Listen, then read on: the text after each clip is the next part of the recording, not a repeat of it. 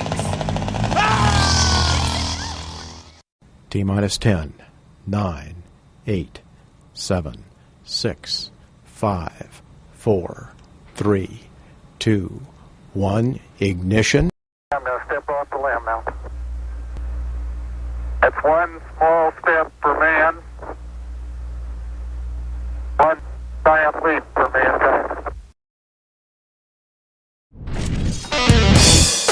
The Alpha Men Podcast is presented by Garage Door Commander. Fueled by a hell of a lot of PBR. And produced by TJ Michaels Creative. Narrated by Jamie Dennis. Graphics by Sven. Dedicated to Hendrik the Viking Poulsen. 2023, all rights reserved.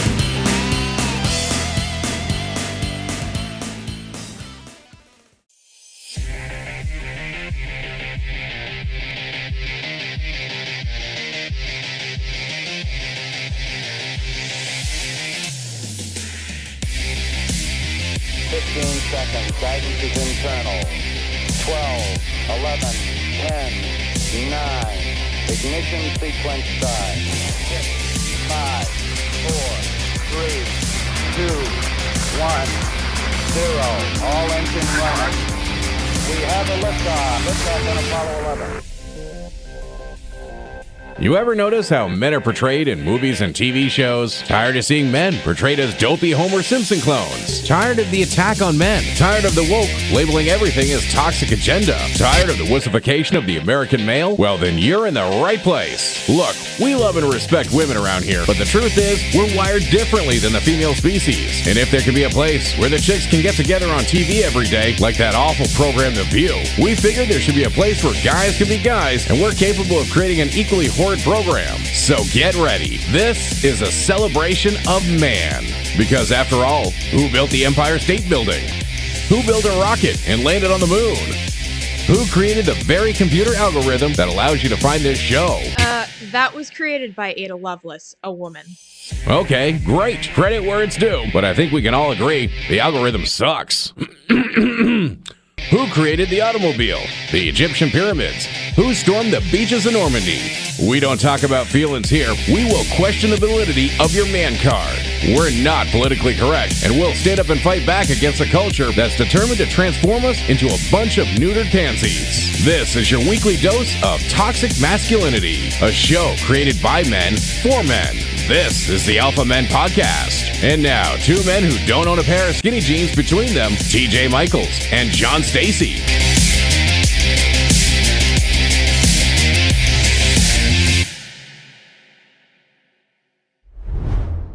What is going on, you sick, twisted freaks? Welcome to episode 11 of the Alpha Men Podcast. Just sitting here playing with the greatest toy ever invented. Yes, the Evil Knievel stunt cycle. Yeah, I got this. My daughter got this for me for Christmas a couple of years ago. It's the greatest thing ever. Technology's changed. I've been playing on my phone. Yeah, well, wow. I'm nostalgic about it. I remember having this as like an 8-year-old, and it was like the great. Like you'd build. Yeah, shut up. You'd build ramps and stuff, wicked sweet jumps. You know, whole 9 yards. I've seen some of those videos. They're pretty impressive. And he never got hurt. And you could like, do the Superman off the bike and the whole 9 yards.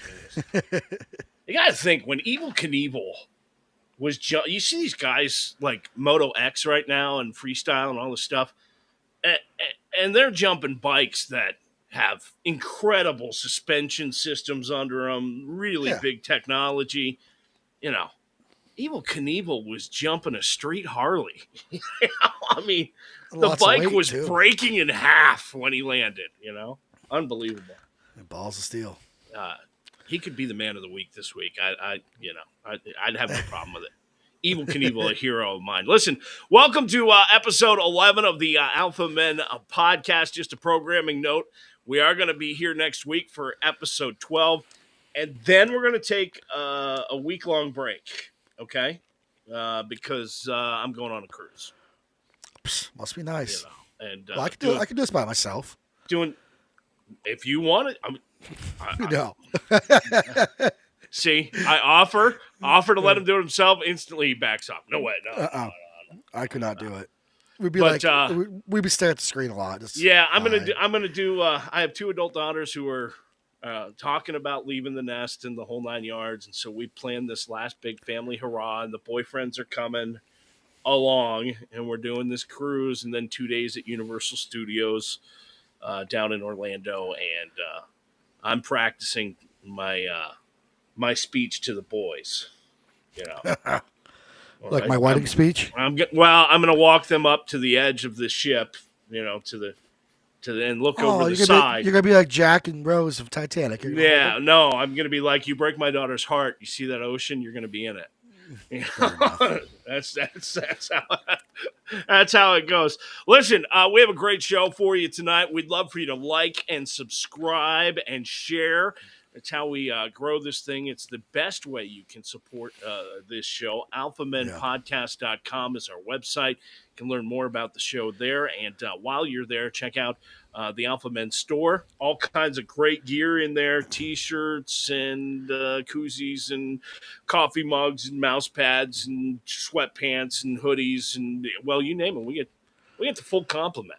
Yeah, we got it all hooked up. That's what that QR code's for right there. The QR code, you can scan that right now, and it brings you right to the store. Brings you right to the store to check it out for yourself. But that's one of the ways you can support us. We do this for fun, but we would like to grow it and really, really turn it into something. So we appreciate your support. And if you don't want to buy some merch, that's fine. Like, share, and subscribe. That would help us out just as much. All right.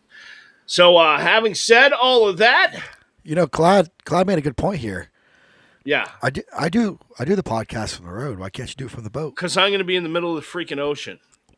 What is internet like? $39.99 a minute? Yeah, it's like we're doing a Disney cruise. Don't get me started. All right, it's my kids. All right. Yeah, I get it. I really don't want to give Disney any of my money, to be honest with you. That's why we're going to Universal. But the Disney internet plan on the cruise ship is like $7,000. All right, so I'm not doing it. Okay, that's just all there is to it. So for a whole week, I'm not going to hear from you. You are not. No. Oh, in fact, no one's going to hear from me. Yes, there is a God. The first week after football. When do you leave? We fly out next Thursday. Oh, so football, the first week's going to go by. All right. Oh, no, I'll be here for that. We're going to be here next Tuesday night. I see you wearing your Eagles jersey. I am. I'm ready. I'm ready. In fact, we've got a great segment tonight on Your Team Sucks, our sports segment tonight. We're going to take a look at the new rule changes for 2023 in the NFL, and there are some that you need to be aware of before you get going this weekend or Thursday night. And we've got some other stuff in Your Team Sucks. Also, big loss this week in Bob Barker. Man, it seems they're dropping like flies lately. Pee Wee Herman, Bob Barker, lead singer from Smash Mouth, passed away yesterday. I saw that. That was crazy. And I met him. In my radio days, backstage, and it's a funny story, actually. Bryce Jordan Center in State College, Pennsylvania.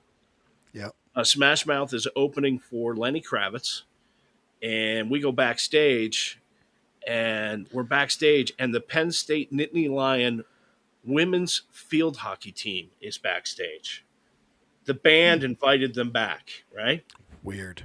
So Steve Harwell stands up, and he's got these Smash Mouth baby tees, and they're like skimpy T-shirts, right? Yeah.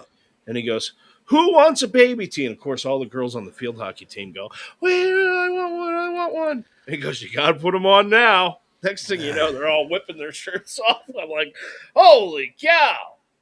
You turned away, right? I did not turn away. I did not. Steve, I got a chance to talk to him for about 10 minutes. Seemed like a really nice guy. Yeah. But obviously had a lot of demons he was battling, and sucks that he's gone because I like Smash Mouth. It's good. It was good music, good stuff. But Pee Wee Herman's gone. We lost Bob Barker this last week, and it's crazy. It's crazy. Yeah, at least what's it? He didn't go over. He didn't go over 100. Closest to $1 without going over. Yeah. Died at 99. We've That's got more on impressive. Bob Barker coming up a little later in the show. In fact, we're going to play Are You Smarter Than Baby Huey tonight, Price is Right edition. All right, I so can't wait to see this. that up and coming. But let's get started with our Man of the Week this week.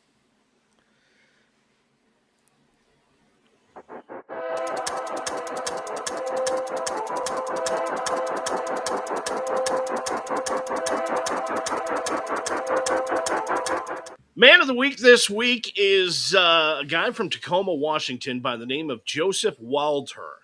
Okay?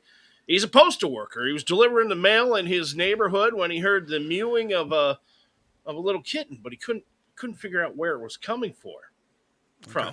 So he did some investigating around one of the houses he's delivering mail to, and he finds this little kitten, trapped in a really, really small space. It's stuck. And so he frees it, and he asks the owner of the house, knocks on the door, "Hey, is this your kitten?" And the owner says, "No, I've never seen that thing before in my life." And so he scoops it up, puts it in the mail truck. He's feeling pretty lucky. He does not every day that you save a kitten. He's not a fireman, he's a mailman, right? So he decides on his way home, kitten in tow, in the mail truck, he's going to stop at the local convenience store and buy a lottery ticket because he's feeling lucky. There he is. Why not? There he is with the kitten, and there he is with a check for $717,500. He hit the jackpot after saving the kitty. I'm gonna go save cats. Waldher says the kitten is responsible for my win. He says, I never would have stopped and bought a lottery ticket. He said, I just felt real lucky having saved the cat and decided to stop. The cat, by the way, the kitty, now named Peaches, will have a new home at his house. And our Man of the Week says he plans to use his prize money to help his parents with their retirement and donate some of it to charities. Man of the Week this week, Joseph Waldher from Tacoma, Washington. Well, Peaches better be getting a lot of canned wet food or real premium cat food. Premium cat Yeah. food. Yeah, the expensive for that stuff. luck. Expensive stuff. That's our Man of the Week this week on the Alpha Men Podcast.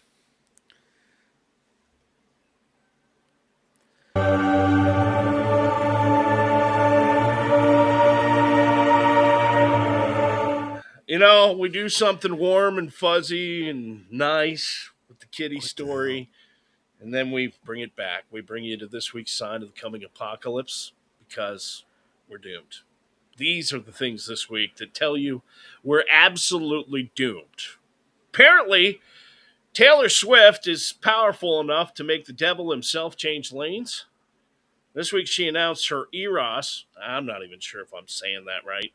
Is that how you say it? The Eros tour? Eris tour? I guess it's Eris. It's Don't know nothing Eris. about her. Eris tour.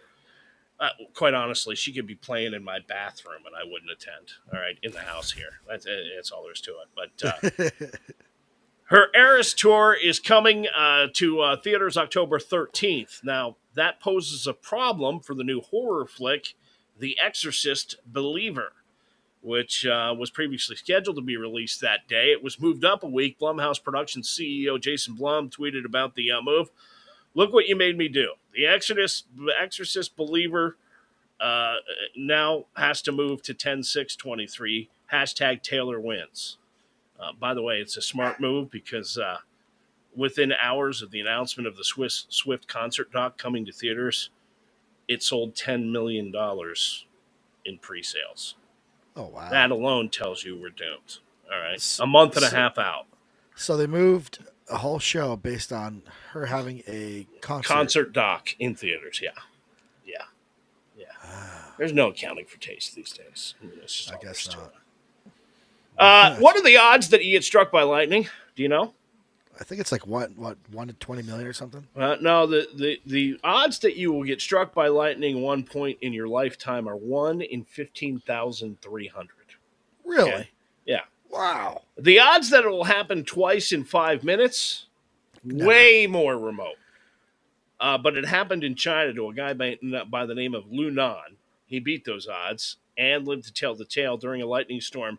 Nan said he saw a white light and lost consciousness.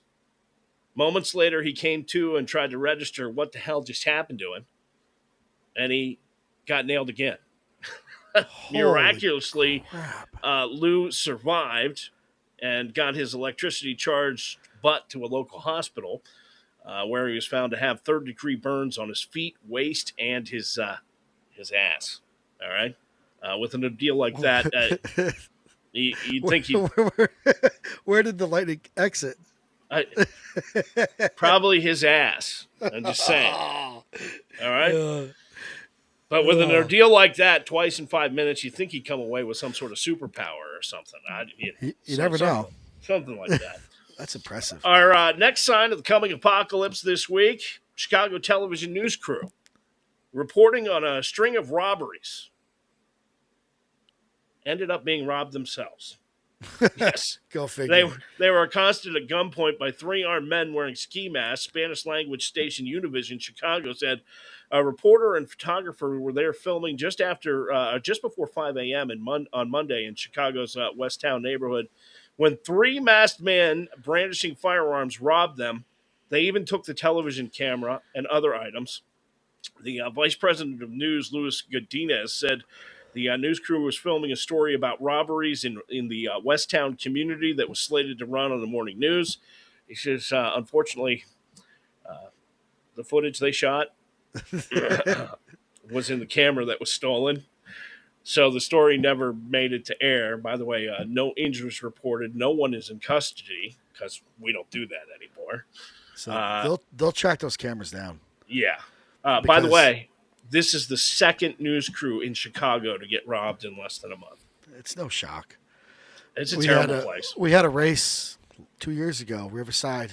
Yep. Up in New York, and the camera crew, the production crew for the modified tour, rolled in, parked the van, went to the hotel. Yep. They cleaned out almost like $600,000 worth of equipment. Yep. And I found out about 4 or 5 months ago, talking to one of the guys again, they've gotten back, I think it's 11 of the 16 cameras. Wow. Because all the cameras have serial numbers embedded throughout all the parts. So wow, okay. eBay, pawn shops. So they try and sell them online, and they find them. And audio equipment, everything. Our next sign of the coming of, by the way, you're talking about Chicago here. You just had a street race in Chicago with NASCAR. Yeah. And like 3 days before the race, they broke in and robbed half of the stuff for the race, didn't they? Yeah, the production cars. Side and the whole 9 yards. Yeah. Our next sign of the coming apocalypse, interactive tombstones. Yes, they are now becoming a thing, specifically talking about the game of cornhole. What? In Belfort, South Dakota, recently a deceased person chose to have dual headstones made in the form of cornhole targets, properly spaced out, so that when visitors come to pay their respects, they can enjoy a game or two of cornhole. That's pretty cool. And it's not just in South Dakota. Quick Google search reveals there are several places where this has happened. It's kind of brilliant, actually, because it boosts the likelihood that someone might actually want to show up and remember you and get a few games in while they're at it. Get a little sauced up and play. They have to build permanent coolers, too, so you can have a beer or two while you're Just hopefully you get the bags back, because if they go underground, I'm not grabbing them. Yeah. Next up, last Wednesday, Halton Regional Police, who are west of Toronto in Canada, warned drivers keep their car windows closed after a truck spilled crates carrying 5 million bees onto the road. Oh. The scene prompted police to warn drivers to close their windows as they pass by for pedestrians to avoid the area. About an hour after police put out the notice on social media, several beekeepers were in touch with police offering to help. 6 or 7 of the beekeepers eventually arrived on the scene, and they said by around 9:15, most of the 5 million bees had been safely collected into crates and were being hauled away. Some of the crates left behind for the uncollected bees to return to them. A colony of honeybees in summer has around 50,000 to 80,000 bees, by the way. Wow. That's according to the Canadian Honey Council. I remember when Alan hit a whole swarm of bees one time. coming down the interstate, and he was late meeting me. I'm like, "What the hell took so long?" And he's look at my truck, and the truck was covered. All I in can bees. all I can think of is the scene from Tommy Boy when they're drinking and driving, and the police try and pull them over, and bees. Running around. Yeah, I remember that. Yeah. Researchers say they've caught the Loch Ness monster. Yes, there is hope for Oh, Champ God. in Burlington and Lake Champlain. But for the first time ever, researchers looking into the mystery of the Loch Ness monster claimed to have captured video of the creature's existence. There's a catch, though. The video is through the use of thermal imaging drones. And what they captured was a video of a very large animal on the banks of the famous lake, with what experts say could be Nessie. Then again, could be a big ass bear. It could be a log. No, well, it's glowing. It's sending off heat. See the picture with the circle around it? There. It's giving off a heat signature. It's thermal imaging. It was TJ tanning. Yeah, thanks, Clad88. Yeah, I can always count on you, Clad. There's to it. Finally, this final sign of the coming apocalypse this week. A great man once proclaimed that Elvis is everywhere, and it seems it includes a beach towel. While on vacation in Greece, Don and Nigel Dandy were shocked and awed by a vision of Elvis Presley that appeared on their beach towel. Now take a look at that. I don't know. Can you see it? It's there. I could see it. Yeah. All right. After taking the picture of the image, Don realized the date was August 16th, 46 years to the day after the death of the king. Now that is a little spooky. I'm gonna bring that bigger. I want to see it. Hold on. Give me 1 second here. That realization, Don says, made the supernatural event quite special. And I can't see it. Another sign. You can see it. I can see like the eyes, but The eyes, the hair is there. Yeah, it's there. I don't know. You be the judge. Does it look like Elvis? You can just comment in the comment section. It reminds me of the Take a look Forrest at Gump where he makes the smiley face Right. in the movie. Where he puts his face on there. It looks the same concept. That's this week's signs of the coming apocalypse on the Alpha Men podcast. Tales from the old couch.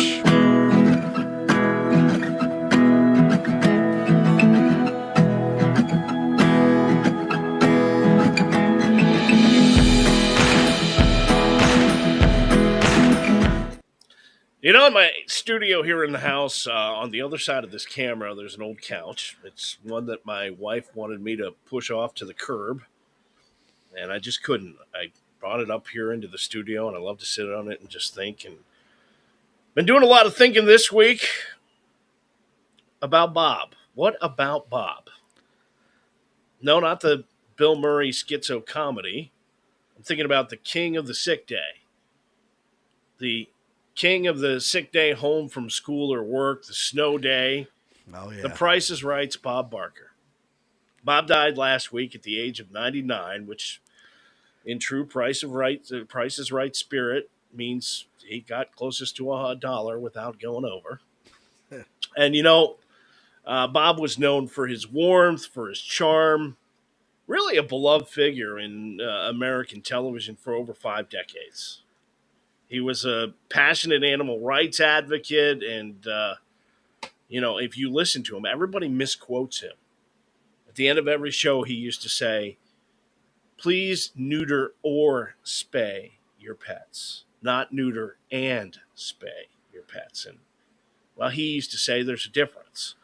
But for all of Bob's work, perhaps he reminds us most of staying home from school, being sick from work. Yep. Or, you know, being there on a snow day. Come on down and enjoy this retrospective on Bob Barker's life and impact. Yeah, this week, Bob went to the Great Showcase Showdown in the Sky. And, well, I wonder if he's being confronted by every contestant that ever overbid. Bob really was one of those safe childhood memories, kind of like the Evil Knievel stunt cycle, you know, except for 2 or 3 lawsuits in the 1990s. But I took a look at those lawsuits the other day, and they weren't as bad as I thought they were. There's one alleging sexual harassment that was dropped, and the other, well, we'll get to that in a second. For me, Bob Barker was 2 memories. He was never really funny. The jokes were never edgy. He was just always warm, you know? He was safe. His personal life was safe. What, you going to hate him for donating to animal charities? Were you going to hate him for spaying or neutering pets? No. And the balls it took to keep that as your message at the end of each show for 50 years. He was the punchline for that. He became a punchline for it. He could have switched to something zippier, like make sure mom doesn't have breast cancer, or let's cure AIDS. The hell? He said, let's make sure we spay or neuter our pets so much it's hard to believe there are any dogs and cats alive today that aren't. But for me, what he represents most is the joy of a sick day. You know, I snuck out of school. You wake up. You either had one of your parents home, or as a really young kid, the babysitter would come over and we'd watch game shows. And it was the last show before the news and all the dirty soap operas, right? The show was easy. It was guessing numbers. And I was watching some clips of it this weekend. It was really a simpler time. People jumping up and down because the camera was put on them. Nowadays, we're like, get that phone out of my face. And Bob Barker is really a common memory from a day gone by. So what about Bob? Some things you may not know. He was a fighter pilot in World War II, but he never saw combat. On September 4th, 1972, he became the host of The Price is Right. October 15th, 1987, a big milestone in his career. That was the day he stopped dyeing his hair and let it go gray. And that was pretty rare for game show hosts and pretty rare for, TV, you always want to look younger. Yeah, it's iconic. But he did it. And he announced he would leave The Price is Right October 31st, 2006. He filmed his last episode on June 6th, 2007. And they were so enamored with Bob, and he was such an icon, they actually aired that episode twice. Once during the normal time and once in prime time, because it was a big deal that he was hanging it up. Yeah. He's had some minor cases of skin cancer because of tanning too much. He saw a skin doctor regularly. It was never a life-threatening issue, and he advised people to get a skin check every year if they spent time in the sun. He was a vegetarian. He always told his audience to spay and neuter the pets. We talked about that. But in 1987, he quit hosting the Miss USA pageant because they wouldn't stop giving out fur as prizes. Bob believed in the animals and all guy. the stuff. Yeah. In fact, he had a really public disagreement with Betty White about how elephants were treated at the Los Angeles Zoo, and they never talked again. They were good friends before that. Oh, really? Yeah. But there were some legal troubles. So here's the deal. I don't want this to tarnish Bob Barker, but you tell me. In 1994, a former model named Deanne Parkinson accused him of sexual harassment. She later dropped the case because it was stressing her out too much, which says to you it probably wasn't real from the get-go.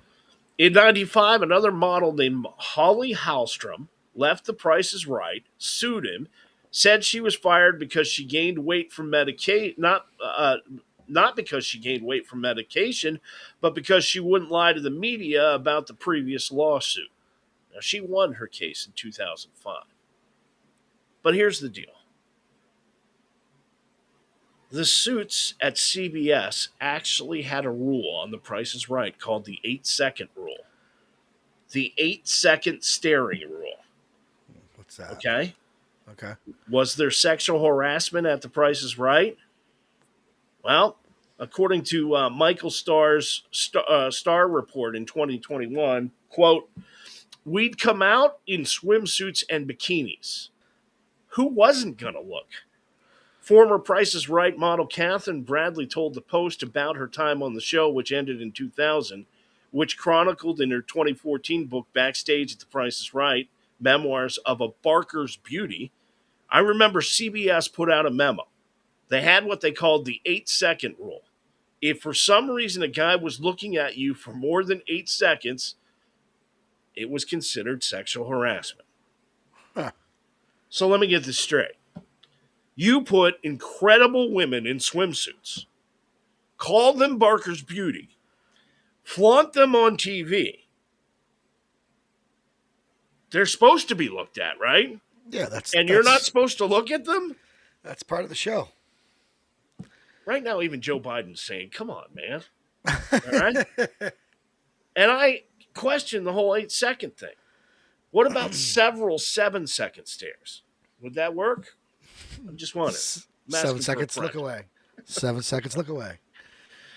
In his later years, Bob was responsible for the greatest cameo in the history of cinema, playing himself in the great sports documentary, Happy Gilmore.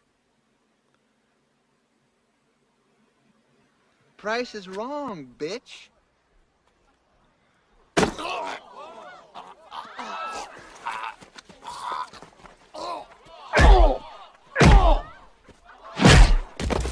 I think you've had enough. No? Now you've had enough. Bitch. It's quite possibly the greatest line in movie history as well. It was. They did an interview a while back with him and Adam Sandler while Bob was in the hospital. It was pretty good. Actually, a lot of people don't know that the original script for Happy Gilmore had Bob Barker saying the word line, "The price is wrong, bitch," and he refused to say it. And Adam Sandler and he worked that scene, worked it. Finally, he got frustrated and added the word "bitch" to that last line he just delivered. Yeah, and they took it. So that's iconic. Rest in peace, Bob Barker. That's Tales from the Old Couch tonight on the Alpha Men podcast. All right, looking forward to this next part.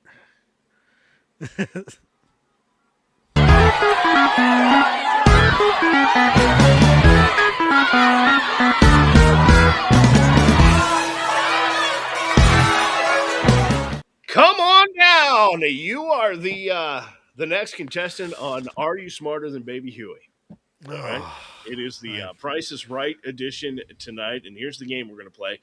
You can play along in the comments section, and we're going to put John through his paces here in honor of the life of Bob Barker, former host of The Price is Right. I want you to tell us Price is Right if what I described to you is a real game that was featured on The Price is Right, or The Price is Wrong, bitch. If it's not. All right? A classic Price is Right game. Okay? All right? So we're going to start off easy. Okay? All right? Number one, Showcase Showdown. Was that a real Price is Right game? Or is that... So that's a real one? Yeah. That's like the... Isn't that like the wheel? That's right. Okay. You are correct. Contestants spin the large wheel marked with the numbers 5 to 100, aiming to get as close to 100 as possible without going over. The Price is Right. That is a correct game. All right. Number two. Was this game ever played on The Price is Right? Spelling Bee. Contestants win cards by guessing the price of small prizes, and if the cards they have spell the word car, or one of them says car, they win a car. A game called Spelling Bee. Is that actually a game that was featured on The Price is Right, or is the price wrong? I could see it. God. I could see the game. I'm gonna go with yeah, because it was real. Price is Right. That is a real game from The Price is Right. All This right. is funny. Game number 3. Sensational Showdown. A unique game on The Price is Right where contestants are presented with a series of mystery scents and must correctly identify each aroma to move forward. So they have to smell it? Yep. Oh.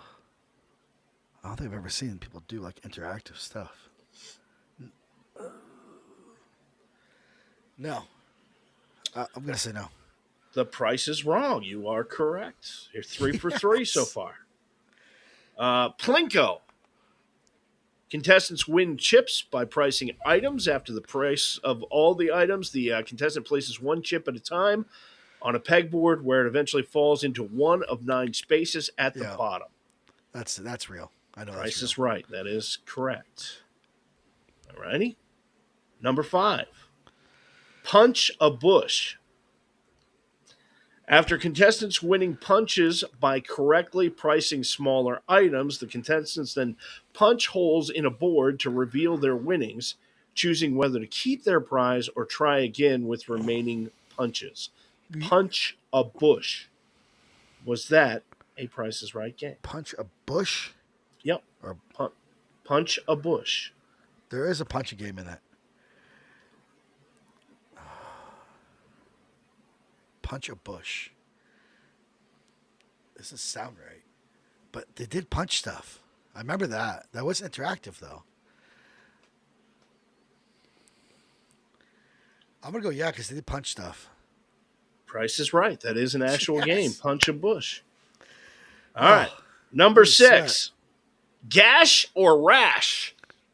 Contestants win chances to pull prizes out of an operation-style game board by looking at pictures and identifying if different injuries are a gash or a rash. No. They never do that on Prices Right. I can't. Come on down. Look at this wound. No.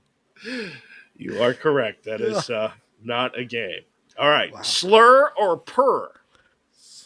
This game was discontinued in 2003 because some viewers found it offensive. Contestants listened to muffled sounds and would determine if the sound is former announcer Rod Roddy mumbling an ethnic slur or a muffled cry of an unneutered kitten. Come on. No. You're right. It's not an actual game. Okay. Cliffhangers is number 8. Man, you're 100% right now, aren't you? Yeah. I think so. Cliffhanger. Yeah. Contestants are tasked with guessing. I know what it is. I know what it is already. That's the guy goes. The guy that climbs up the mountain. Yeah, it is. Yes. Yes. Yeah. All right. The reason I know all these so far. Yeah. It's It's funny because how you it's took a lot of sick days from school. No, this guy. Who's that? That's my poppy back. He died in Oh, okay. '93. Oh, okay. And I spent my whole childhood watching this show. Okay. All right. It's funny how his picture was right there. All right. Last one. Last one. Price That Piece. A short-lived 1980s integration with the Hair Club for Men. Contestants guess the price of toupees worn by 40-year-old male models. Whichever contestant came closest to the price without going over would win a $5,000 Hair Club for Men gift card. Is that an actual Price is Right? No, I'm pretty sure. Don't You say are it, Ross. correct. Yes. Wow. 9 for 9. What's that 10? I thought. No, there's only 9. Sweet. I ran out of ideas. Like as you're saying it, I could see him in the screen, like in my head, like the mountain one and the Plinko. I could see him. I'm like, okay. My favorite was the mountain guy because he would yodel up the mountain. You know what I mean? As soon as I could hear it in my head, I could hear that You know, sound. Yeah. Are you smarter than Baby Huey? Did you get 9? I got Well, them if you all. did, Scott played along by looks. yeah. Do you remember? You know, the first one was a yes. Yeah. The second one he said no. Hold on. Third one he said, "Oh, okay." First one was a yes. Second one was a yes. So no, he got one wrong so far. Third one was a no. Fourth That's one two was a wrong. yes. Fifth one was a yes. Sixth one was a no. Seventh one was a no. Eighth one was a no. Ninth one was a no. So you have 4. Not bad, Scott. There you go. There you go. All right. Are you smarter than Baby Huey tonight on the Alpha Men podcast? I am. I am You Baby are. Huey. I know. John's manly meme of the week.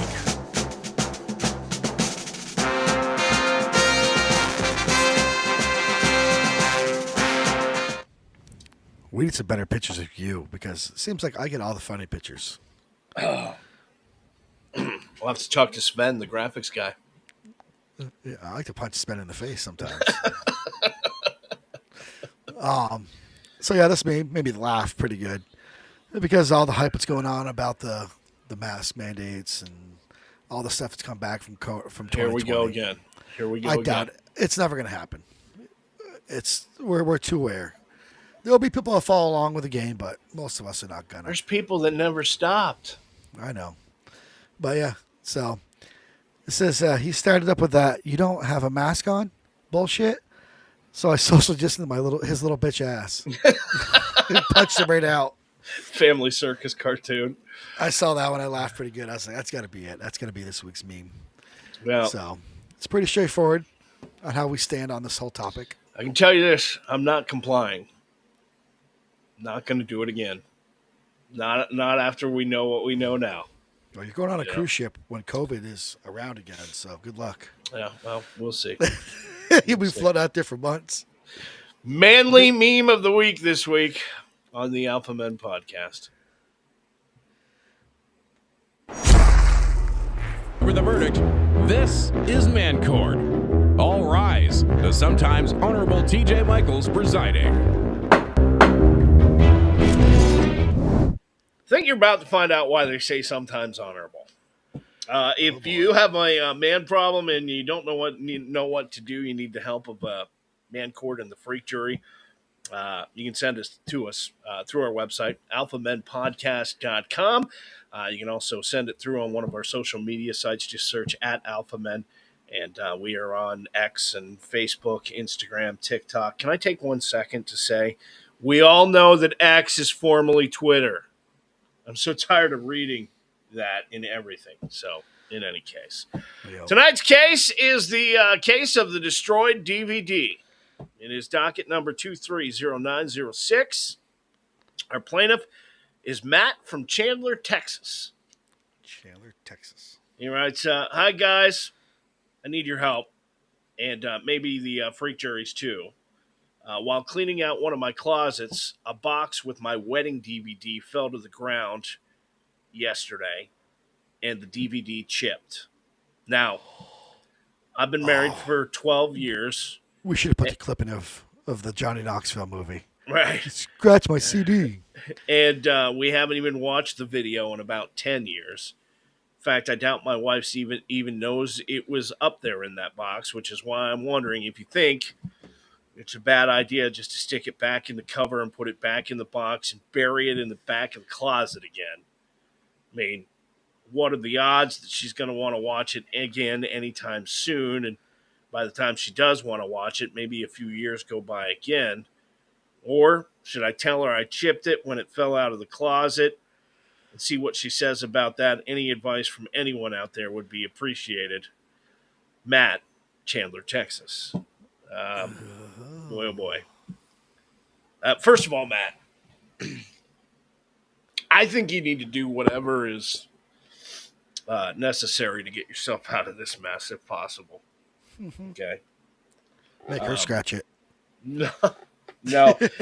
If you're watching tonight, you've got advice for Matt. We'd love just comment in the comment section on the video, and it'll show up on the screen here. We got to help this guy out. That's what Mancourt's all about. Here's the deal. One, I would take the DVD to one of those specialists who works with archiving, or transferring, digitizing film and video and audio and all of that stuff. And you should be able to find somebody in your area. Just do a quick Google search. Mm-hmm. Secondly, as a guy who's been in the radio business my whole life, played a ton of CDs. There are ways to repair CDs and DVDs. Okay. They're not guaranteed, but I think you should try it before you admit to anything. Okay. So here's the deal. If you have success, then you take that disc immediately to the archivists and have him make a digital backup. Okay. Yeah. But first, you clean the disc, use a lint-free cloth, dab of warm water, mild detergent. Okay. Scratches, you fill them with toothpaste. Okay. Certain substances can fill the gaps caused by scratching, and when polished, enable the laser to read the data from the disc. And that works both for a CD or a DVD. You can soften the scratches with heat from a 60-watt light bulb, but don't Warp it. melt the disc. Okay, all right. You can fill the scratch with a wax-based product like lip balm or shoe polish or something like that. That might be able to get you to get the disc to play. And if you have a chip or a hole in the data layer, take a pen and tape. All right, a dark pen, fill it in, put a piece of tape over it, and again, not guaranteed, but sometimes that works. And look, like a digitized specialist will be able to help you. You make a brand new CD or brand new DVD, okay, and you get the guy to make you a computer backup of your wedding day, okay, a digital file, and then you tell your wife what happened, okay. After you test it, before you test it. Right. Right. Okay. If you decide to try and get it to play on your own and the remedy works, then you go to the specialist and do the same. You get it to work. If you get the copy, if you get the digital copy and a new DVD, then you go to your wife and you say, listen, I feel really bad. I did this because I want to make sure it's protected forever. I got you a digital copy for your computer. We can store it on the computer. And I got us a new DVD. And I think she goes along with that at that point. I agree. But it's a crappy position to be in. That's all there is to it. I mean, but look, it's not his fault. It's cleaning out the closet. The thing falls out, breaks. What do you do? But mark my words, okay? For your 20th wedding anniversary party, she's going to want to see that disc again. It's going to come back. Okay. So just throwing it back in the closet and doing nothing, probably not an option. I would have. Yeah, but if you're going to do that, just remember to act really surprised when she wants you to pull it out for the 20th wedding anniversary party. Put it in. Oh my God, it's broken. Oh my God. I would try to put it in, like, why isn't this working? Right. No. That is the verdict, Matt. Hope it helps. And that is Man Court tonight on the Alpha Men podcast.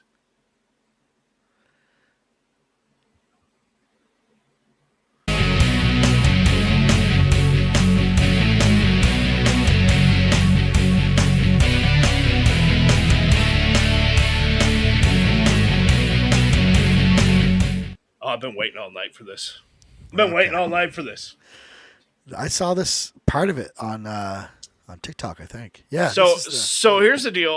Last week, a brawl breaks out at the Morgan Wallen show in Pittsburgh, PNC Park, right? And no arrests were made, according to the city's public safety department. We know what happened here. The video we're about to show you, you've probably seen it already, but I want to break it down. Okay? Two women in this video start arguing.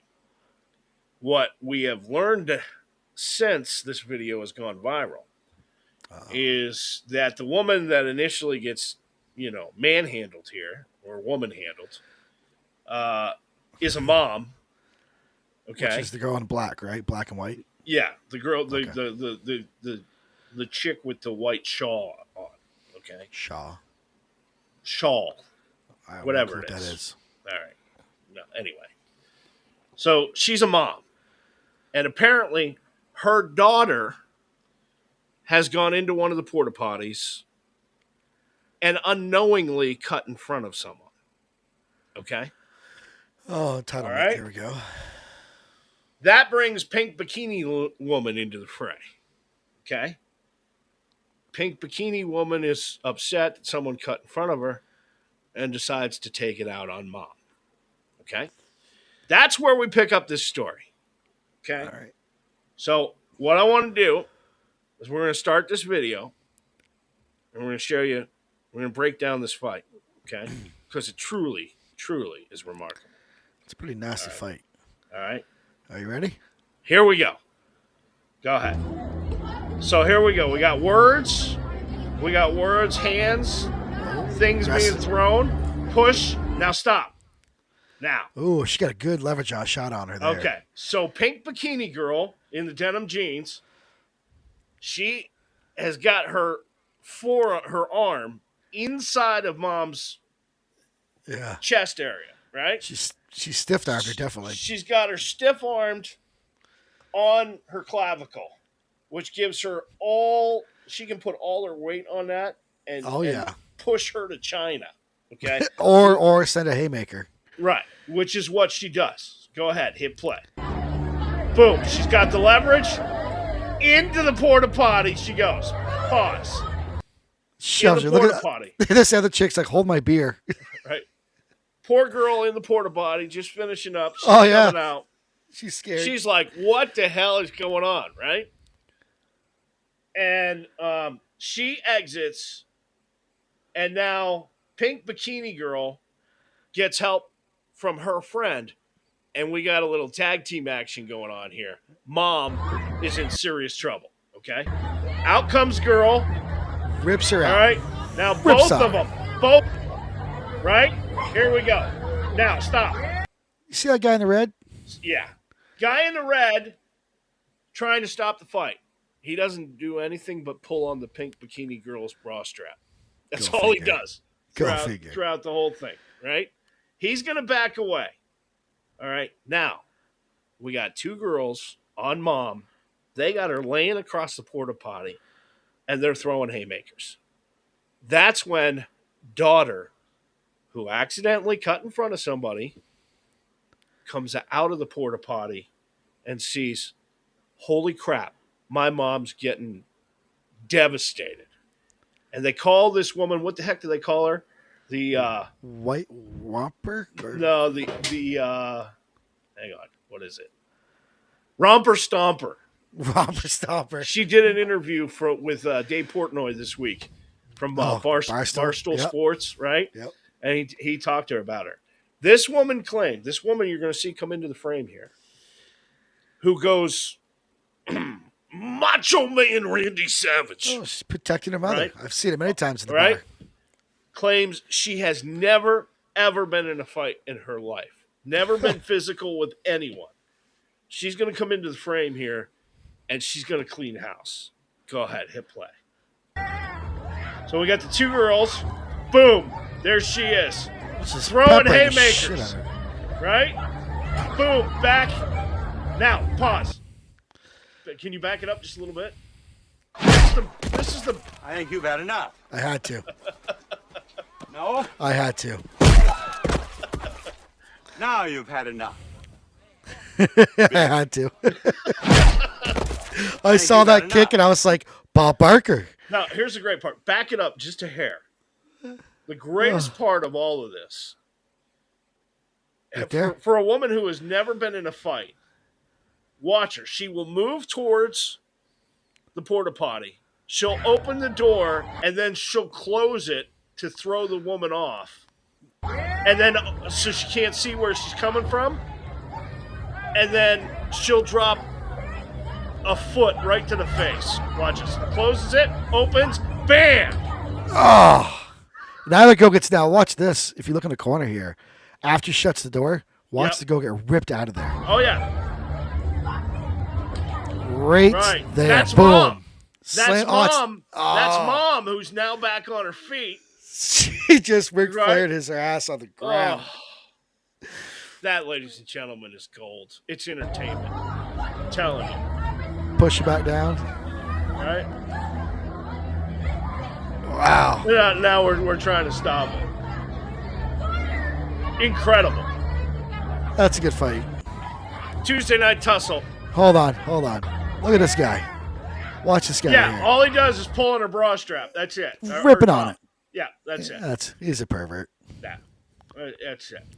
But just look at the haymakers. She's going. Hold on. One more time. I think you've had enough. No? Oh, it's See, right. I want to see her. I just want to see her turn around to the camera after all of that and look at the camera and go, "Oh yeah, Yeah, I just see the old flex Randy out. Macho Man Savage, snap into a Slim Jim." She freaking cleaned house in seconds. Unbelievable. Tuesday Night Tussle on the Alpha Men podcast.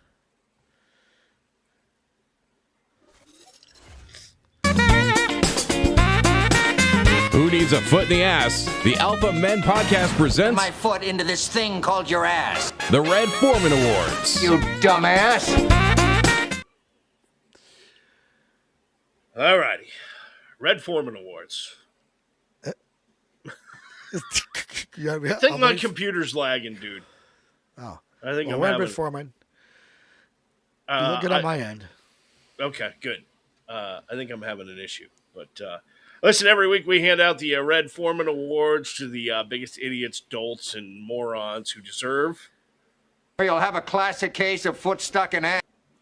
And a foot in the ass. This week, our Red Foreman Award, number one, goes to Sedan Raphaels. He is a Boston Red Sox prospect. He is. Yep. He was on the farm team on the Sea Dogs. Yeah. Well, when you're on the farm team on the Sea Dogs, you hope that one day you're going to get called up to the big show. Oh, yeah. It's a call that Sedan has been waiting his whole life for. But the 22-year-old minor leaguer was busy when the call came in. He was playing PlayStation. Missed the call. Dumbass. On Monday, Chad Tracy, the manager of Boston's AAA affiliate in Manchester, made several calls to break the news that Sedan had been called up to the show. That's good. Finally, he answered the phone, to which Trace asks, "What, you don't want to play in the big league?"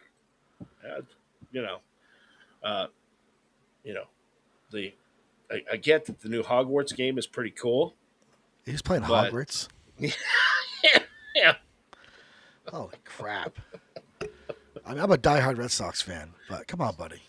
Yeah. Oh. Well, you're in the big leagues now, and you got a Red Foreman Award, so all is not bad. Dumbass. Our next award winner is Blaran Hoka. He is 45. Yeah. Okay. Now, Blaran is a dad, and he has a son who plays soccer. And, he went to his son's game, and it was a scrimmage. The coach at the game noticed a dad off to the side with one of the young players, and he said, "Are you ready to go back in?" And the dad said, "No, he's not okay. Can I talk to you?" And he said, "Sure." The coach said, "Sure, you can talk to me." That conversation was Blaran Hoka talking to the coach. Instead of the conversation going any further, Blaran allegedly beat his kid's youth soccer coach with a metal water bottle for no reason. Coach said, I heard this ding noise and I realized I was getting hit in the head with a water bottle. Off-duty first responders helped the coach as parents called 911, where it was later revealed that he suffered a fracture to his orbital wall. Hoka, who allegedly attacked the coach, ran away but was tracked down and arrested nearby. He's been charged with malicious wounding. Or Dumbass. You dumbass! Yeah, straight out. Our next Red Foreman Award winner, Lee Meyer of Norfolk, Nebraska. The hell's that? That real? Well, police encountered a modified car this week with a bull riding in the passenger seat. Boss hog. Police in Norfolk, Nebraska described the encounter with an unusual vehicle that had been modified to allow a Watusi bull to ride in the front passenger seat. The police division there said officers responded to the call with a vehicle on eastbound U.S. Route 275 with a bovine riding shotgun. It's a little police cruiser. Officers were shocked to discover the bull-grown Watusi bull was riding in the passenger seat of the modified car. The driver, Lee Meyer, says his bull is named Howdy Doody, and apparently they are a common sight on the roads around that area. But, not the smartest tool in the shed. Congratulations to Lee Meyer. Dumbass. You get yourself a Red Foreman Award this week. So he drove around with a 1,500 pound. That thing is massive. I mean, the suspension on the right-hand side of that car must have been hell. He had it. Yeah, and it is an old cop car. You can tell. Yeah. Oh, yeah. It's just like lice or something on the side of it. What is it? Hold on. It is the back half of the car. You can see the crap from where the freaking bull pooped down the side of the car. That's got to smell awful. Well, if somebody's tailgating, you just hope he, yeah. This is. I guess Knight Rider had an oil slick. Yeah. I mean, nobody's gonna mess with you if you get in a road rage incident. That's true. You just let the bull out. Go ahead. Yeah, I'd imagine it's not easy getting that thing in there either. He's got to have it trained. That's huge. Look at the size of that thing. I don't know how you make the suspension on that side of the car work with the other side. You're turning right. You're dragging. You have to be. Yeah. That is the Red Foreman Awards this week on the Alpha Men podcast. There's nothing more manly than motorsports. These are John's red flag moments. So I had multiple choices for this one. Okay. Darlington wasn't too exciting. There was some stuff, but nothing like Daytona. So back to no NASCAR stuff. But I brought this one home. Home for us. Home for me. Where I spent 13 of my racing years working as an official. Okay. This goes back a few years. This is actually not the big wreck that happened there at night. This is from Thunder Road? Yeah, this is from Barrie, Vermont. Granite Yes, capital of the world. Most successful short track in the nation. Nation's site of excitement. It was owned by Ken Squire and Tom Curley, now by Chris Michaud and Pat Malone. There you go. This is home to me. This is my favorite track of all time. Yep. I've been to a lot of tracks. Oh, the old Run What You Brung. What You Brung. Yes, sir. Have you seen this? I have not. I forgot. I wasn't working there when this happened. Actually, I think I was there for this. I haven't seen the video of it, but I think I was there for this. I've never seen somebody do this. I've seen people flipping everything out saying, what you brung. This is before the wall went up. This is what they call the spectator drags. Throws his shirt out. Now watch this. Rolls it on the side. Now the other car is going to win, clearly. Nope. Back on his wheels and keeps on going. And he wins it.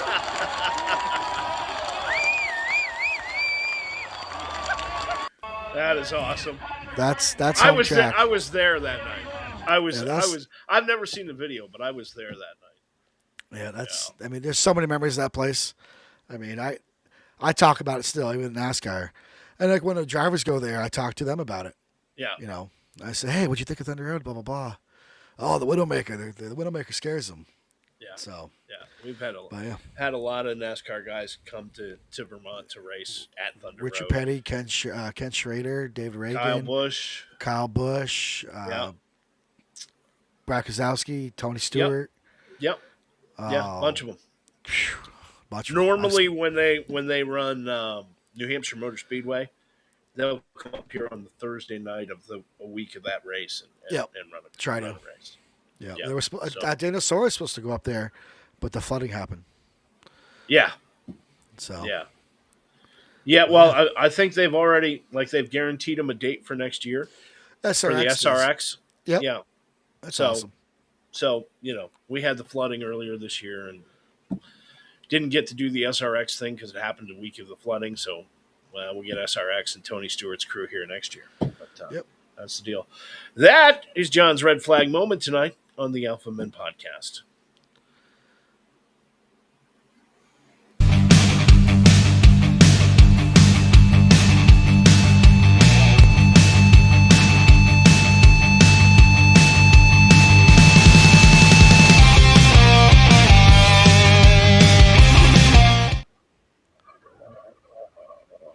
You're still delayed, aren't you? We're on the screen. He's still on the screen. But hey, I'm still something to do with the Red Sox. So good we needed to see it twice. I only seen it once.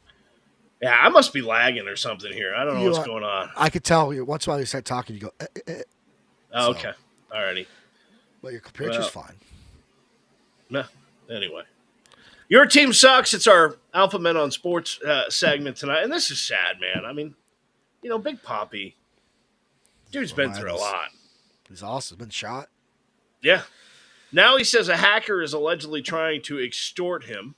David Ortiz says someone hacked into one of his old phones and has obtained details about his personal life and is threatened to make them public. Ortiz says he's owned this particular device for over 15 years but hasn't used it recently. About 6 months ago, Ortiz says the same hacker got into his bank account and made fraudulent charges. The FBI, DEA, and Intelligence Department of the Dominican Republic are all on the case, but not all is bad for Big Papi. This past weekend, 14-year-old Dominic Driscoll, he's got congenital heart disease. His dream with the Make-A-Wish Foundation was to spend the day with the Boston Red Sox. A wish he was granted. The Rhode Island native and his family were given the VIP treatment for a day at Fenway. By the way, the teen is not just a fan, but also a top youth player. He got to throw out the first pitch to Big Papi, retired David Ortiz, and says he aspires to be the first player with congenital heart disease to be drafted into the Major League Baseball. And I think we have a clip of that first pitch. We do. Hold on.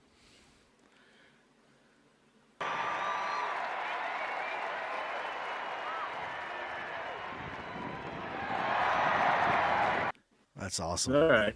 Little left, but, It's part of a lot of people. That's awesome, the Red Sox. That's why I love that team. It's my favorite team. Yeah. ESPN is going to broadcast 75 NCAA football games in movie theaters. I don't know. Does this work?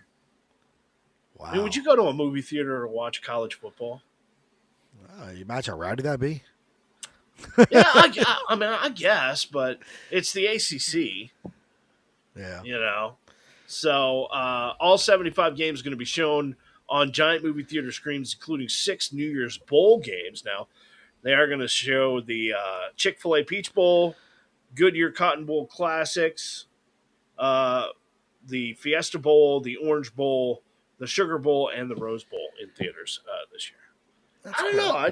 I guess, if you have a lot of friends who are fans, it'd be cool to go to the movie theater. And imagine the impacts, like the hits with like IMAX sound. Just oh yeah, no, it'd be great.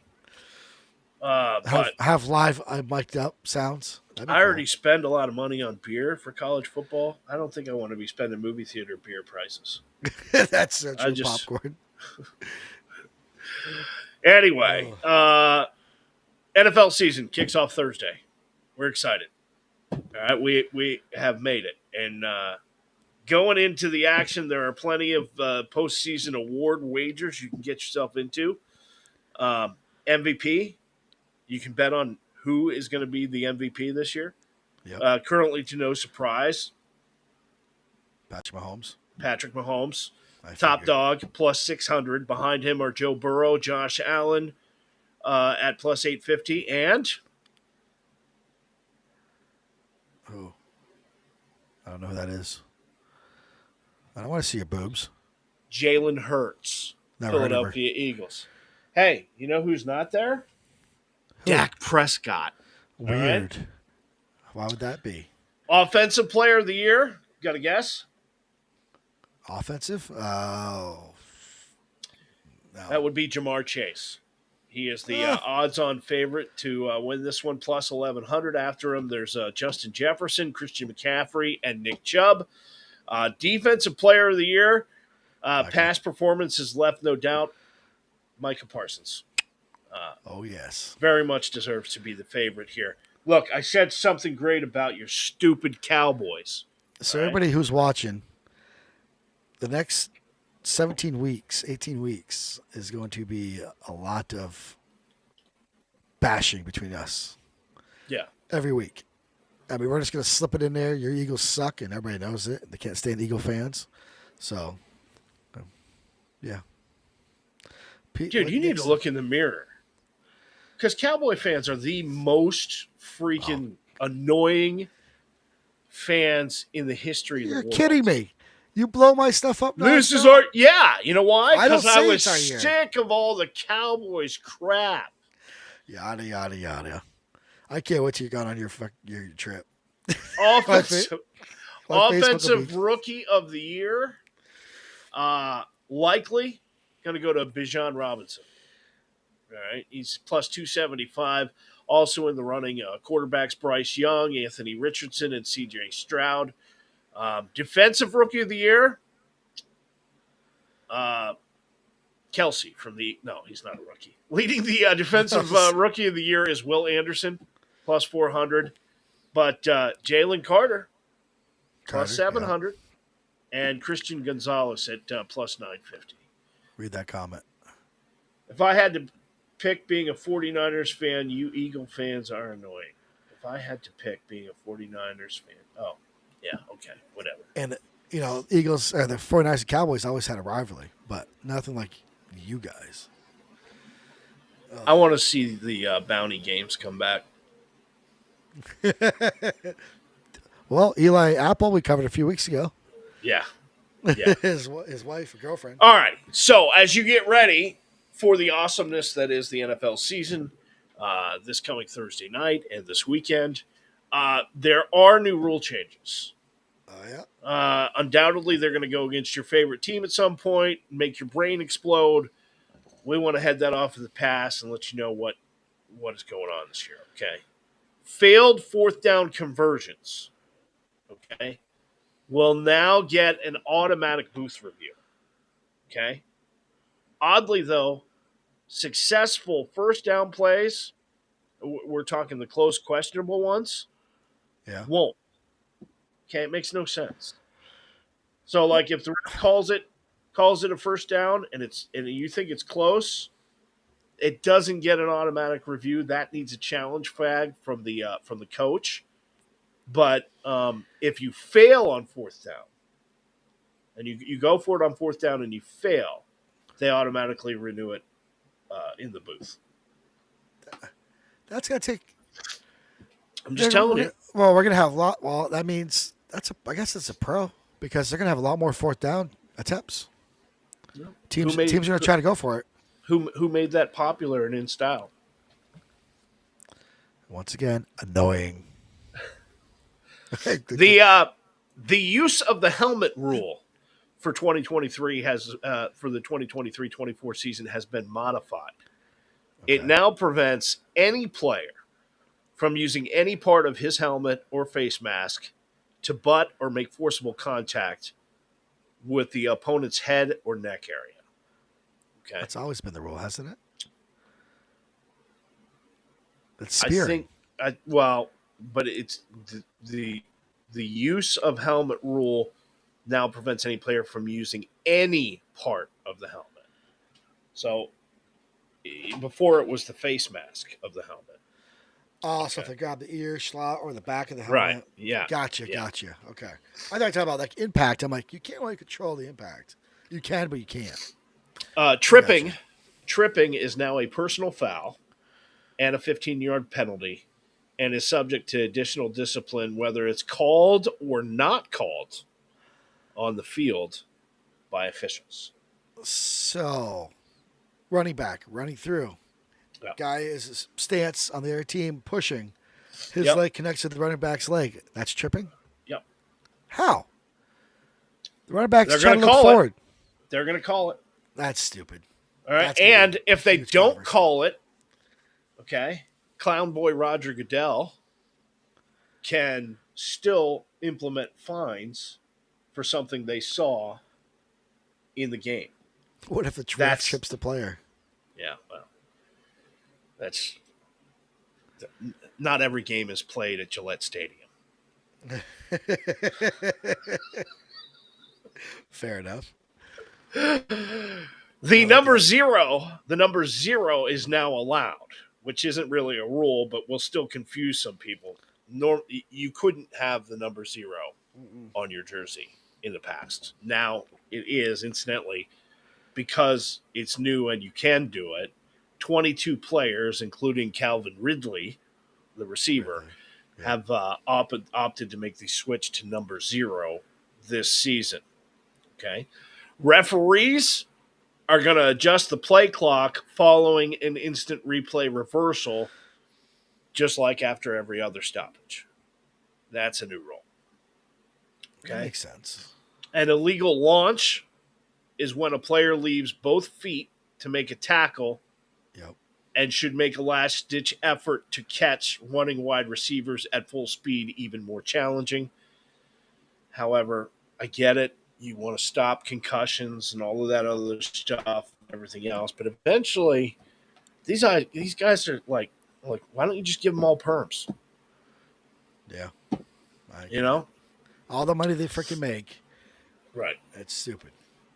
Handoffs must be made by or behind the quarterback, not in front of.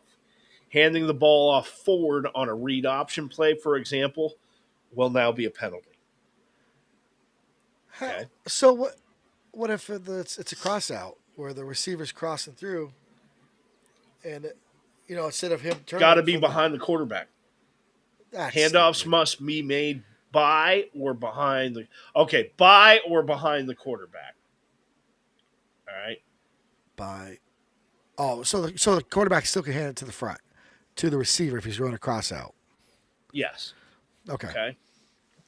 And finally, the offense can no longer benefit from an offensive penalty at the end of a half. It's a loss of down at the spot of the foul.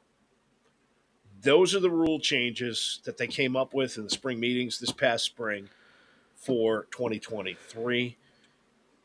Keep in mind, one of these rules is going to screw your team at some point this season. And that is Your Team Sucks tonight on the Alpha Men podcast. No, it's not. Yeah, it is. One of the most talked about things this week in NASCAR. Oh. So Bowman dumps Suarez right to the wall. I'm going to stop the music real quick. So back to separate here. You watched the race? I did. So Bowman and Suarez have always had a little tiff going on. Yep. So he was blocking Suarez back and forth. And they were doing this for a while. But he saw an opportunity to shoot. He came right into him and dumped him. And Suarez didn't dump him. Bowman got in his rear quarter trying to block. Yeah. And that brings up the whole controversy of, what is it, F1, about blocking cars. It's They either don't, F1 or Indy, one of the yeah, two. yeah, they don't allow blocking They don't allow blocking anymore. Yeah. And I don't know how I feel about that. To me, Because no. Keep racing. because Indy. here's the thing. I remember the night Dale Earnhardt turned Terry Labonte into the fence at Bristol Yep. during the night Rattle race. his cage. Yep. You know, I didn't mean to wreck him. I just meant to rattle his cage. He meant to wreck him. He clearly turned him right into the freaking wall. Okay. Yep. And at one point, I get it. You don't want to see someone who's had the faster car, better performance the whole race get taken out like that at the end. Yeah. However, I want to see these guys trading paint and going after it at the end. Yeah. You know, I want to see them blocking and dumping. You know, But there's, I mean, they got to be smart about it. Here, Alex was just blocking his lane. He was blocking his position, and I think that's totally fair. Some people say, no, you shouldn't be doing that. I mean, what do you want to do? Just get a single line and everybody just keep driving? Yeah. Come on. And that sucks. I mean, look, that's New Hampshire. You know, that was North Wilkesboro. Yeah. Yeah, the whole race is just follow the leader. Yeah. And so, look, I mean, if you're within striking distance to make the pass, you got the momentum, do it.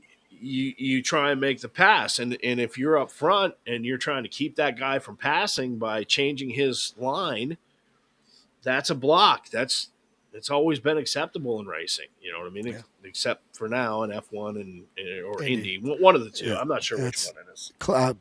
Clad said it was Indy. Yeah. So I don't know. I don't think I want to see NASCAR take blocking, make a rule like Indy, because I don't think we will, honestly. You know. But he clearly.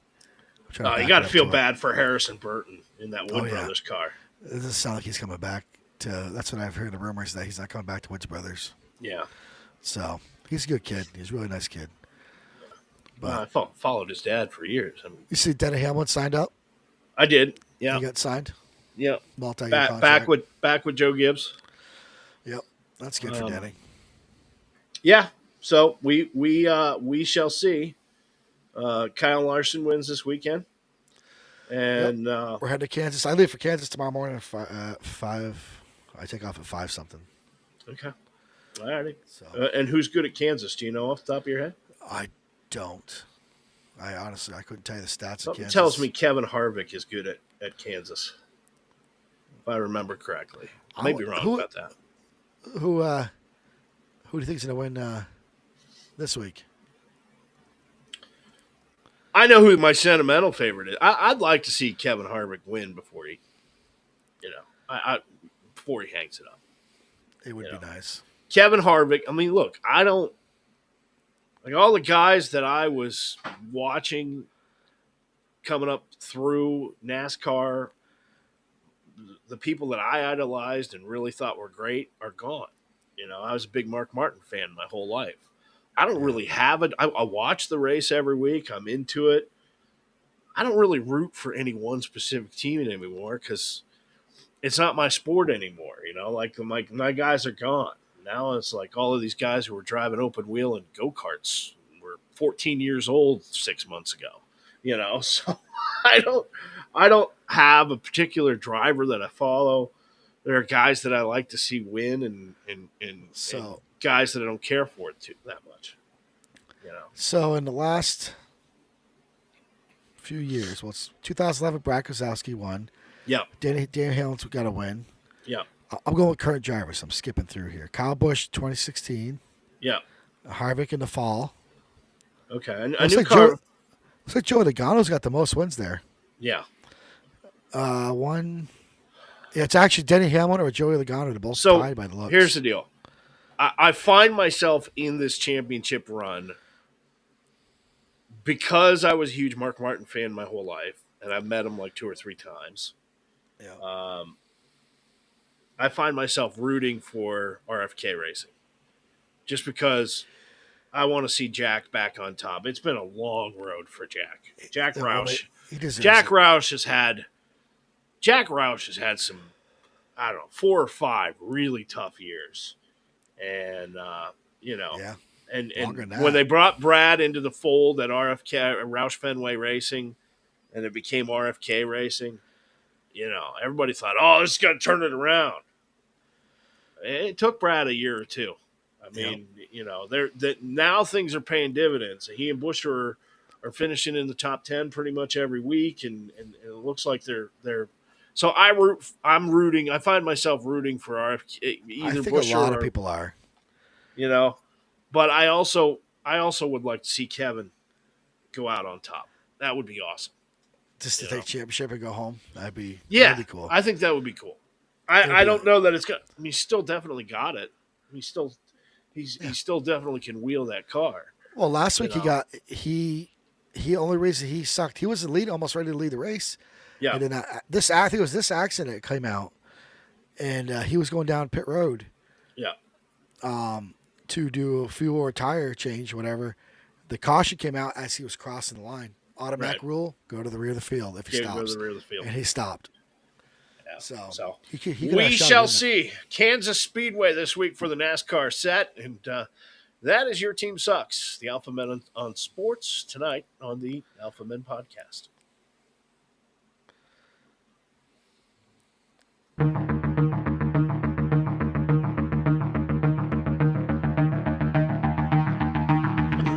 Real or fake news? All right. Real or fake news tonight. We're going to test John's ability to pick the real headline. You can play along at home.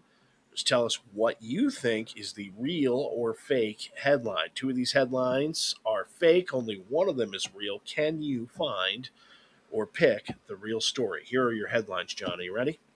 Ready. Man busted for repeatedly sneaking into neighbor's house and resetting alarm clocks. That'd be funny as hell. A man busted for repeatedly sneaking into neighbor's house and resetting alarm clocks.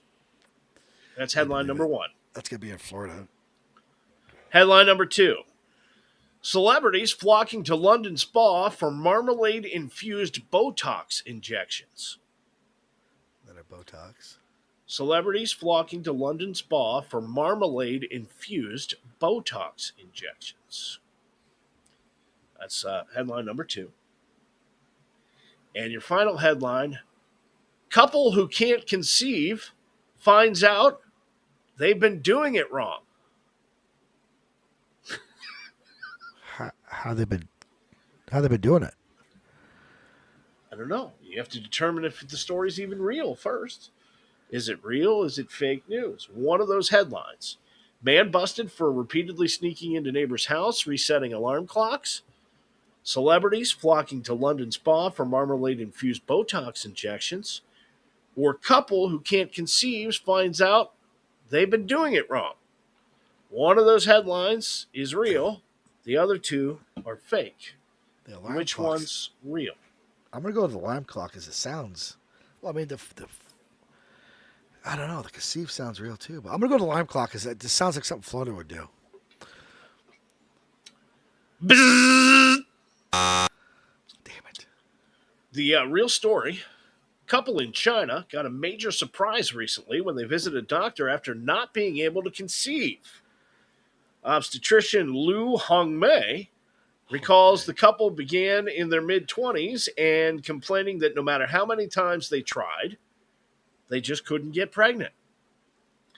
After doing all the standard exams, Dr. Liu's suspicions were confirmed when she realized the couple had been having adult time in an area where babies are not conceived. Dumbass.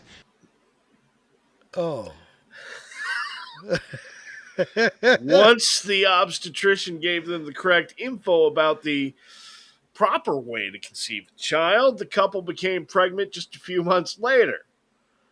And if you think this is rare, think again. According to Liu, it's not uncommon for people in China to have a lack of or have misconceptions regarding this kind of knowledge. What are they teaching in sex ed? Apparently they're not teaching sex ed at all. That's pretty shitty. You had to go there, didn't you? You had Oh, to go there. dude. I mean, this is a Red Foreman award, man. You can dress them up, but you can't take them anywhere. I mean, you It's- just can't. This is a Red Foreman award. It is. Yeah. It's also a Cla- very real story on real or Glad. fake news. Must be strange. You got to Let's give go the have a guy. beer. You got to give the guy props. I mean, Which most of one? us who have been married for decades can't even get it the real way. This guy's talking her into having a baby. No, I can't even. Just saying. You got to give him some kind of prop here. I just Honey, you wanna that have a is You wanna have real a baby. or fake news tonight on the I need Alpha a Men beer. podcast.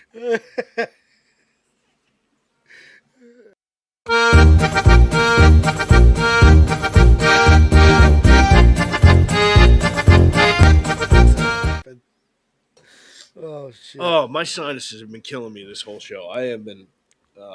My nose is running like crazy. I know you don't care, but Oh, I don't I have want to apologize. Huh? I was trying to think. Let's say I forgot.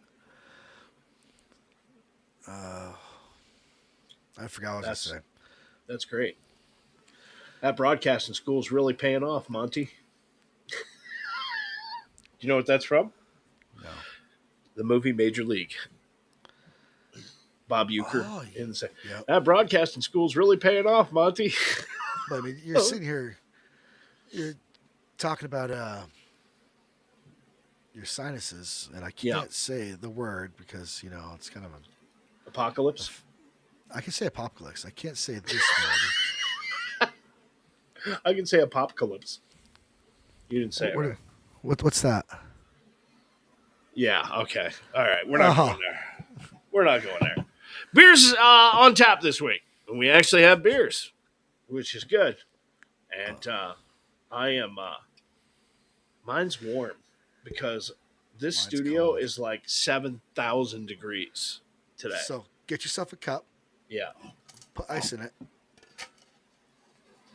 Our beers on tap this week come to us from the New Belgium Brewing Company under the banner of Voodoo Ranger.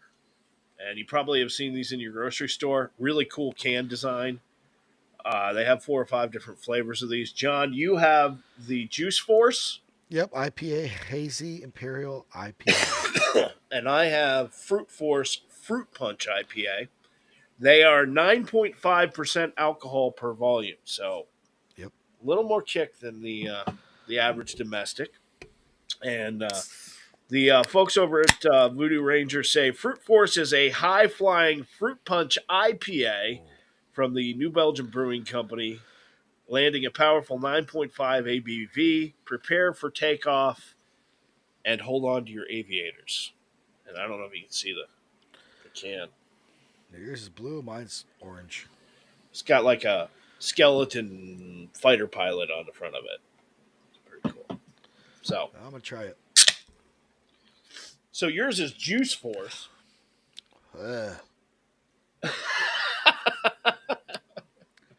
Tastes like, it tastes like orange juice.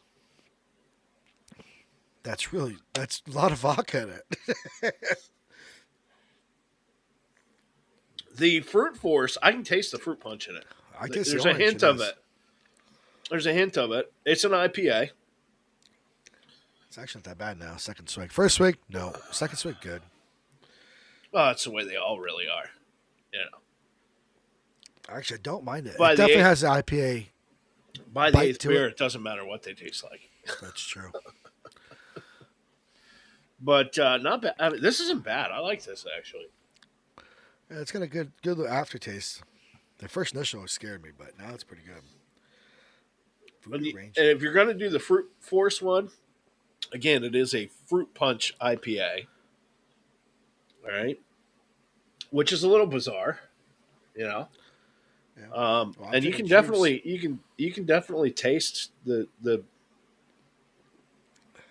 you can taste the fruit punch hint in it.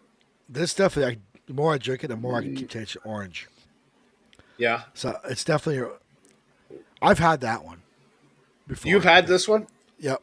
Did you like this one? Yeah, it was all right. This one I almost like. That remember, I like this one better, and I'm not an IPA guy. Yeah, we always say That's the thing. Juice. IPAs, double IPAs. It's an acquired taste. I mean, It is.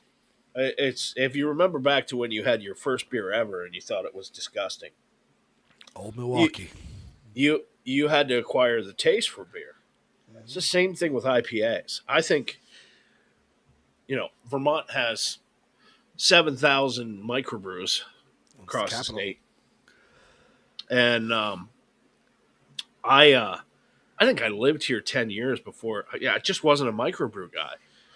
I just wasn't an IPA guy, and I really was into. I grew up in Pennsylvania, and Yingling was my jam.